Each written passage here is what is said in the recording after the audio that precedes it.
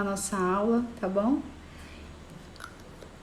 Então, vocês têm alguma dúvida sobre o processo de infecção da herpes? Se vocês lerem esse esqueminha na hora, vocês vão conseguir lembrar dessa aula aqui e fica mais fácil para vocês estudarem. Então, o que eu posso perguntar na prova aqui? Eu posso perguntar como que é a forma de transmissão da herpes, se a herpes ela tem tratamento, é uma pergunta também. Aonde a herpes ela pode ficar em estado de latência, adormecida. Como você pode ativar a herpes, tá bom? E qual é a forma de contaminação? A forma mais fácil de contaminação, qual é o momento? A contaminação ela só acontece quando a lesão ela tá ativa, tá, gente? A contaminação não acontece se a lesão não estiver ativa, beleza? Então, todo mundo voltando, obrigada pela voltar. Então aqui só refrisando, é o local onde essa lesão, onde o vírus ele fica adormecido. Se eu perguntar na prova, é no gânglio trigeminal, beleza? Então, tanto a hepatite como também o HIV, gente, que são outros tipos de vírus, a gente pode sim encontrar eles na cavidade oral, na saliva. E existe uma ameaça, por exemplo, se você atender um paciente com HIV positivo ou então uma hepatite B ou C no consultório e ter contato sanguíneo e você não tiver o cuidado na biossegurança, você pode fazer o quê? Uma infecção cruzada. Infecção cruzada, pessoal, é você transmitir de um paciente para o outro. Você atender um paciente contaminado e aí você contaminar um próximo que não tem nada a ver com a história. Ou então, você como dentista, você adquirir a doença, tá bom? Então, a gente tem que ter sempre esse cuidado, sempre atender um paciente como se ele tivesse a pior doença de contágio possível. Sempre imaginar que o paciente tem, porque só assim vocês vão ter o cuidado necessário. É necessário que o paciente informe que tem ou não, professora? Assim, a gente não pode obrigar, a gente pergunta, mas infelizmente muitos pacientes, por exemplo, você vai atender e você sempre tem a anamnese, você pergunta, você é portador do HIV ou então você tem outros tipos de doenças contaminosas, de contágio, às vezes eles negam. E depois eles podem assumir que tem, mas você já fez o atendimento. Então, o ideal mesmo é você sempre atender achando que o paciente ele tem doença contaminosa, tá? Viu, Safira?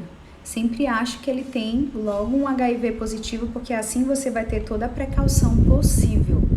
Essa é a melhor forma, porque o paciente, ele infelizmente não é obrigado a falar que tem a doença. Pessoal, e finalizando, a gente tem os entamoebas. Entamoebas são nada mais é do que protozoários. Eles podem ser encontrados, gente, em tecidos periodontais, principalmente em pacientes que recebem radioterapia e uso de metronidazol. Então, os entamoebas, que são protozoários, normalmente o paciente ele faz uso de medicamentos muito forte por causa da radioterapia ou quimioterapia por câncer, e isso faz com que haja um desequilíbrio na microbiota e ele pode ter facilidade de adquirir outros tipos de micro-organismo como protozoário. Não é tão fácil de se ver pacientes com protozoários, mas podemos sim encontrar. A gente trata pacientes com protozoários com uma medicação que é chamada metronidazol, tá bom? Pra gente saber qual tipo, né, a gente pode, tiver na dúvida, vamos fazer uma biópsia e descobrir. Tá bom, pessoal? Então, a gente tá mostrando aqui a referência. Esse livro, eu tenho esse livro, como eu falei pra vocês, eu tenho a cópia dele, eu não tenho ele online, mas se vocês derem uma pesquisada e encontrarem, esse é o livro que eu fiz essa aula, que são os principais das aulas de microbiologia, tá bom? Eu agradeço a participação de vocês.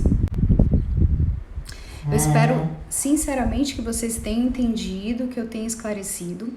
E como que vai funcionar? Nessa aula que a gente deu hoje aqui na live, eu queria aproveitar e pedir para vocês abrir um computador, aproveita para revisar, dá uma olhada de novo para fixar esses nomes.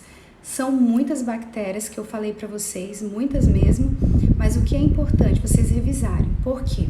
A partir de hoje, no final do dia, eu vou disponibilizar uma atividade que vai valer ponto. Então, nessa atividade vai cair a aula passada e a aula de hoje. Então, a aula passada tá no e-mail de vocês, dá para vocês estudarem só pela aula, e a aula de hoje também tá no e-mail de vocês. Então, eu espero sinceramente do fundo do coração que eu tenha ajudado. Eu sei que a gente está saindo da zona de conforto, mas foi com as melhores intenções diante dessa quarentena. A gente se vê novamente terça-feira pela manhã. Eu não sei se vai ser por live ou se vai ser aula gravada, mas eu comunico a Giovana. Tá bom, pessoal? Se cuidem, fiquem em casa e fiquem com Deus. Eu vou fazer um printzinho aqui da nossa aula. Deixa eu ver se eu consigo. Pessoal, eu fiz foi desligar, pera aí, rapidinho. Deixa eu fazer aqui 1, 2, 3 e... Eu não sei fazer o print, mas enfim, eu tentei. Beijo, pessoal. Fiquem com Deus. Tchau, tchau.